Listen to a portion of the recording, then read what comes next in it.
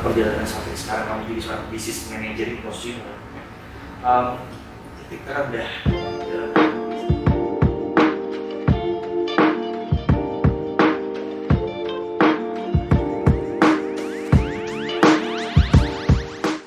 titik terendah seorang leader itu kalau mungkin bisa spill gitu, apa yang menjadi titik terendah kamu saat kamu perjalanan di industri ini? Oke, titik terendah aku saat aku kerja di sini itu saat aku, ya namanya juga ada fase kehidupan ya Pak, fase kehidupan saat aku sadar itu saat aku pernah turun posisi. Ya, jadi dulu aku masuk dari jenjang karir paling bawah dari bisnis konsultan BC, terus aku naik ke SBC, aku pernah jatuh ke BC lagi. Itu kurang lebih 6 bulan, ya 5 bulan aku jadi BC. Bulan berikutnya aku bisa tembus lagi balik ke SBC. 3 bulan berjalan, aku akhirnya tembus jadi business manager sampai sekarang. Oke, jadi nah fase di saat kamu dipastikan akan berbeda situasinya pada saat kita memulai dari BC, kemudian next step di SBC, kemudian kamu bertahan cukup lumayan lama dan tiba-tiba kamu jumping lagi turun di BC lagi. Nah, yang kamu rasakan pada titik itu seperti apa rasanya?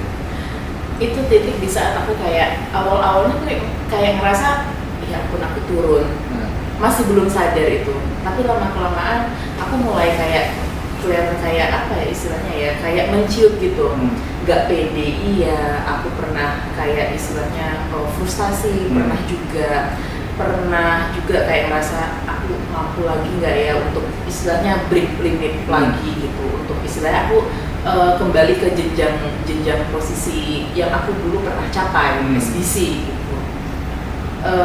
Sempat juga istilahnya ya apa ya, down, banyak pikiran-pikiran negatif, apa aku pantas berada di posisi ini, apa aku pantas berada kerja untuk di industri ini. Tapi itu akhirnya aku kembali lagi. Aku mau cerita ke teman, tapi kadang teman itu kan kadang suka tidak mengerti ya Pak, kita tuh ngerasain kayak gimana gitu. Akhirnya aku coba cooling down diri aku berserah diri sama di atas. Aku kan suka curhat sama di atas, terutama pas tahajud biasanya. Tahajud, lama-lama aku nemuin kedamaian di hati. Nah di situ aku bisa susun planning. Aku bisa di situ berpositif thinking. Aku bisa balik lagi. Aku akhirnya aku dari situ aku coba untuk afirmasi positif pada diri aku. Kamu bisa, Win, kamu bisa, kamu pasti bisa. Soalnya kadang-kadang Pak, apa yang ada di pikiran kita itu suka terjadi. Kalau misalnya kita berpikiran, lu udah gak bisa lagi nih Win untuk tembus SBC, untuk naik jenjang karir, aku nggak tahu aku bakalan mungkin udah hilang dari industri ini. Tapi dari aku mindset pikiran aku pasti bisa balik lagi, aku pasti bisa naik jenjang karir, aku pasti bisa ngeraih apa yang aku impikan. Nah di situ itu akan terjadi akan terjadi apa yang kita lakukan gitu. Jadi dari pikiran itu kadang-kadang itu juga itu kelihatan dari tindakan kita. Dari tindakan kita, dari kita kerja seperti apa, cara kita berbicara itu seperti apa. Itu kan sebenarnya apa yang ucapan kita, tindakan kita itu kan mempresentasikan atau menggambarkan dari pikiran dan hati kita sebenarnya. Nah, ketika pikiran kita, hati kita, ucapan kita, tindakan kita itu sudah sesuai, sudah istilahnya sudah sejalur gini, itu pasti nanti akan hasilnya juga sesuai. Situ aku bisa tembus lagi.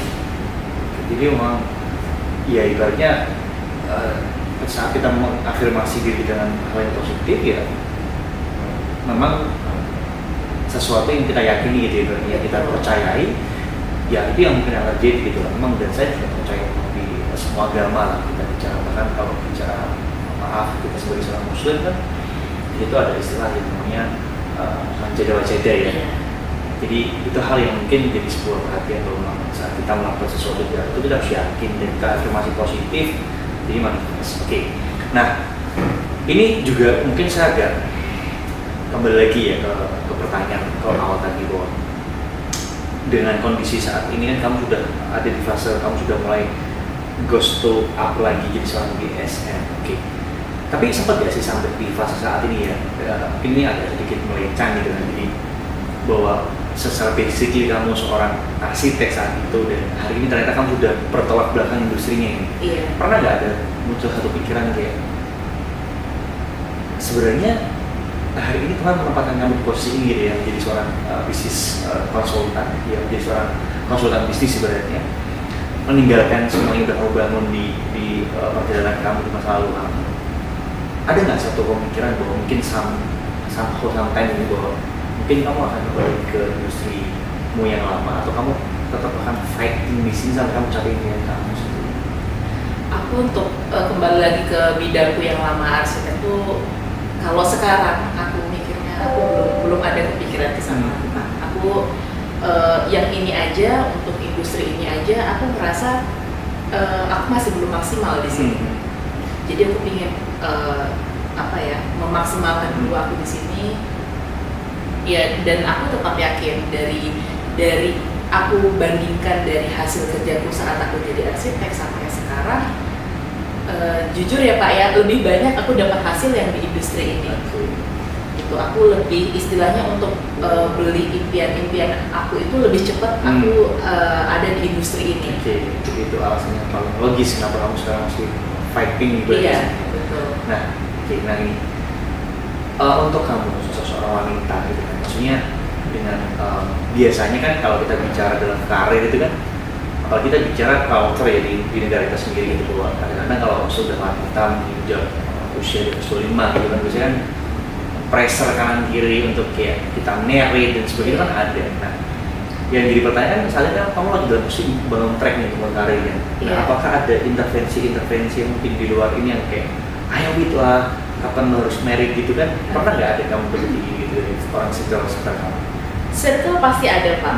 Dari keluarga sudah pasti jelas, dari teman-teman sudah pasti. Tapi aku berpikiran kalau kita mau istilahnya tuh naik merit ya, merit itu kan istilahnya kita itu harus hidup berdampingan dengan orang lain, yang dimana kita harus punya visi dan misi yang sama. Aku tuh kadang-kadang juga mikir gini Pak, kalau aku merit, bisa nggak ya nanti pasangan aku tuh nerima aku yang sekarang tuh kerja di industri ini gitu kan. Ya Bapak tahu sendiri kerjaan kita kan ketemu sama orang lah, kemudian ada mama gitu, terus ya ngurus rumah mungkin juga ya sesempatnya kan gitu ya Pak ya gitu. Dia bisa nggak ya nerima aku gitu. Tapi bukan berarti aku itu menjalani industri ini terus aku tidak menikah, enggak Pak. Aku pingin menikah, tapi kan yang ngatur jodoh semuanya di atas. Aku hanya menjalani aja. Tapi kalau untuk sekarang, kalau aku untuk berpikiran aku harus cepat-cepat nikah, enggak. Karena aku berpikiran aku harus istilahnya tuh ekonomiku harus stabil dulu. Aku harus stabil dulu. Aku harus memang ada beberapa impian yang harus aku wujudin sebelum aku menikah. Ya seperti istilahnya aku memang punya planning sama orang tua itu pingin kembali ke tanah suci, lagi, walaupun memang orang tua sudah pernah ya Pak, tapi aku pingin lagi ke sana. Iya betul, bareng-bareng lagi ke sana. Aku pingin capai beberapa impianku dulu, baru aku menikah. Bukan berarti aku tuh kayak istilahnya menunda menikah, tidak ya Pak ya. Tapi kalau misalnya kita menikah itu kan kadang kan pandangannya kan harus lebih dewasa lagi, karena kan kita menjalani itu kan kehidupan itu kan untuk selamanya. Gak bisa istilahnya kita itu hanya yang kayak oh ya aku suka sama kamu, hanya termakan nafsu terus menikah gitu. Enggak ya Pak ya, harus dipikirkan planning. Kalau menikah bisa sejalan gak ya nanti, apalagi setiap hari ketemu, nanti kalau punya anak seperti apa gitu. Nah itunya. Oke. Terus gini, kita melihat industri ini secara luas, bahwa kalau mungkin Ida menjadi bagian dari 2 tahun terakhir industri ini kan pasti kamu sudah bisa melihat kan sisi sisi sisi baik ataupun sisi minus, kan semua hal pasti ada plus minusnya gitu. Nah sekarang di tengah kalau kita bicara gitu kan, stigma yang muncul di luar sana yang tadi kita udah bahas mengenai ini perusahaan pialang yang kalau banyak sekali yang mengkotom perusahaan ini. Widya melihatnya kira-kira apa yang membuat kamu cukup optimis bahwa kenapa kamu masih akan survive? Ya pasti kita bicara dari hasil kan. Tapi maksud saya kan kita bicara kebanyakan orang kan kadang melihat kan image gitu. Orang masih melihat itunya, mereka butuh brands gitu kan. Nah tapi kalau kita bicara di pialang sendiri saat ini kan kadang-kadang orang melihat bahwa masih sorry ya dalam tanda kutip sebelah mata. Ada beberapa, saya bilang kelompok yang apa sih di pialang gitu kan. Tapi yang buat kamu akhirnya malah sekarang justru kamu tetap fighting, bahkan kita bicara profil kamu yang S2 ini ya, yang membuat kamu kayak mengesampaikan itu semuanya gitu, kamu tetap fokus sih. Ya, karena aku melihat industri ini pialang ini itu bakalan everlasting, itu bakalan untuk jangka kedepannya itu baik. Contoh ya Pak ya, memang kebanyakan negara kalau kita lihat, apalagi negara-negara maju, Amerika, Singapura, mereka itu kan untuk sistem ekonominya ekonomi makro, semuanya ya makro, di mana mereka itu kan banyak yang istilahnya itu harus ya seperti zaman modern ini online semua. Nah gitu. Indonesia itu memang ekonominya memang aku lihat tuh masih mikro, tapi mau kedepannya sepertinya kalau untuk pemerintah itu ada condong-condong ke arah yang makro. Yes. Ya. Dan itu kelihatan Pak saat pandemi kemarin.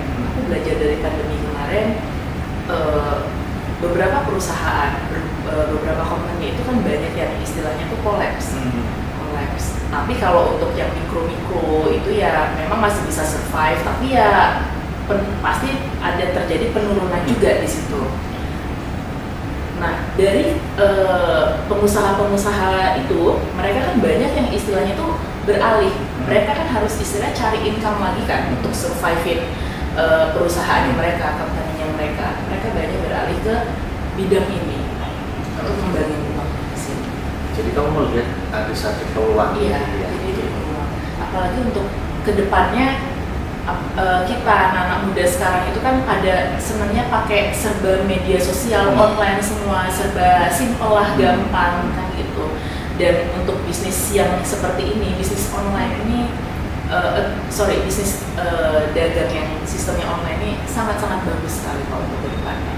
Karena kita kan juga ngikutin perkembangan zaman juga kan Pak. Mungkin kita yang istilahnya itu istilahnya tetap berprinsip harus ada fisiknya toko, terus itu kan kita tidak bisa. Kadang-kadang kan kita harus menyesuaikan perkembangan zaman. Ya seperti saat misalnya orang zaman dulu untuk berkomunikasi, mereka yang dari surat, terus habis itu ada telepon biasa ya Pak, telepon biasa, mereka harus beralih ke telepon karena desakan dari zaman. Walaupun ya kita ngomongnya kalau kita hidup di saat zaman dulu itu, saat kita surat menyurat, kita disuruh beralih ke telepon kan kayak ngapain sih telepon, lebih nyaman surat menyurat gitu. Sama seperti industri ini juga kayak gitu. Orang yang sudah terbiasa untuk yang bisnisnya itu ada fisiknya real, ketika misalnya mereka itu ayo kita coba ke kita jelaskan sekarang ada sistem online seperti ini, itu untuk memperluas jangkauannya Bapak Ibu dalam transaksi dagang gitu kan. Mereka kan pasti kan kayak bisnis apa, aku harus pelajari dulu, dan kadang-kadang ada yang tidak mau menerima itu. Enggak, aku lebih nyaman yang ini. Tapi percaya Pak, mau nggak mau, ini pasti akan terdorong dengan desakan zaman. Ya kita tinggal tunggu timingnya saja. Gitu kan. Tugasnya kita di sini kan hanya memperkenalkan ini sekarang ada sistem perdagangan baru, sistem perdagangan alternatif. Gitu. Ini bisa untuk maksudnya kalau untuk Bapak Ibu yang ingin berbisnis dan survive, ini bisa dijadikan sebagai salah satu peluang. Memang balik lagi ya, ini tentang bagaimana kita bicara tentang pola mindset. Memang ya, sebuah tantangan besar sih buat negara kita yang notabene memang masyarakatnya cenderung kan memang agak kurang cepat dalam melihat sebuah perubahan. Oke, terakhir nih, ya. Jadi satu pertanyaan dari saya. Mungkin hari ini banyak orang yang sedang ingin berjuang seperti Widya, entah di industri ini ataupun di industri yang lain. Dan masing-masing setiap proses kan berbeda-beda. Nah, yang pengen saya adalah apa pesan Widya gitu kan buat siapapun yang hari ini sedang ingin berjuang, terutama mungkin yang ingin memulai karir di industri pialang seperti ini. Apa hal yang menurut Widya harus disiapkan supaya mereka bisa survive, bahkan bisa mencapai achievement besar yang mungkin seperti yang Widya saat ini capai gitu.